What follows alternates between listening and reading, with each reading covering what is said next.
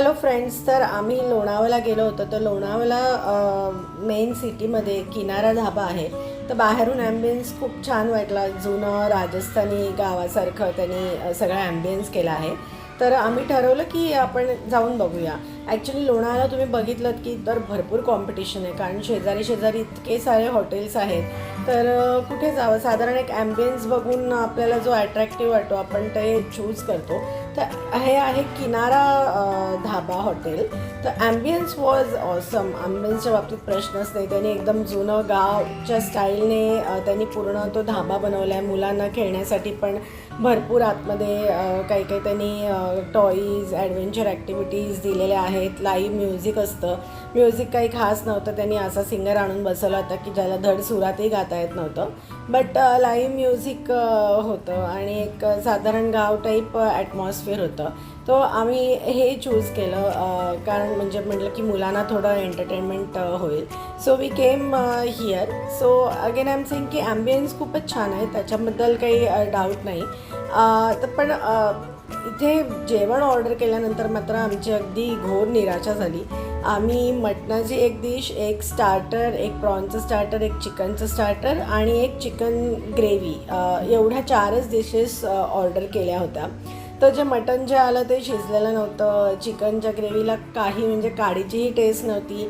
Starters okay होते, ठीकठाक होते, पण तिकडचं जे वेटर्स पण म्हणजे कोणी काही लक्ष देत नाही. तुम्हाला पटापट ऑर्डर कोणी येणार नाही. जर तुम्ही काही कंप्लेंट करायला गेलात तरी कोणी लक्ष देत नाही. आम्ही वारंवार सांगत होतो की ते मटण शिजलेलं नाही, तर nobody was paying attention.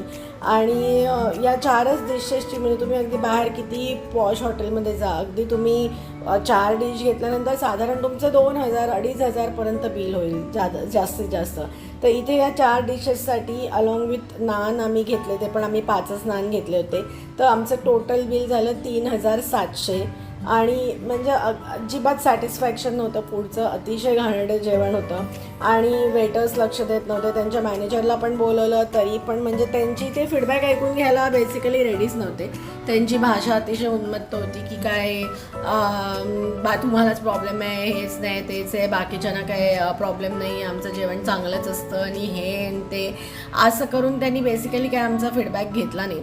So आम्ही खूप डिसअपॉइंट होऊन निघालो आणि मी रेकमेंड करेन की तुम्ही शक्यतो इथे जाणं अवॉइड करा. अगदीच तुम्हाला इकडचं ॲम्बियन्स बघायचं असेल तर फक्त जाऊन एक चक्कर मारून या आतमध्ये आणि काही न खाता तुम्ही बाहेर येऊ शकता. ॲम्बियन्स म्हणजे हे त्यांनी जुना पाण्याचा पंप ठेवला आहे की वरती कोळसा टाकला की गरम पाणी येतं खाली. त्याच्यानंतर वेगवेगळे जाती ठेवली आहे, चटण्या वाटायचं हे ठेवलं आहे, हा असं तांब्याचं पितळेचं माठ ठेवलं आहे की ज्याच्यात पाणी आपण डायरेक्ट घेऊ शकतो. तर वस्तू एकदम अँटिक आणि युनिक ठेवल्यात. तर जस्ट तुम्हाला जायचं असेल तर आतमध्ये जा, त्याचा ॲटमॉस्फिअर बघून टाईमपास करून या, पण इथे जेवायला अजिबात जाऊ नका. थँक्यू.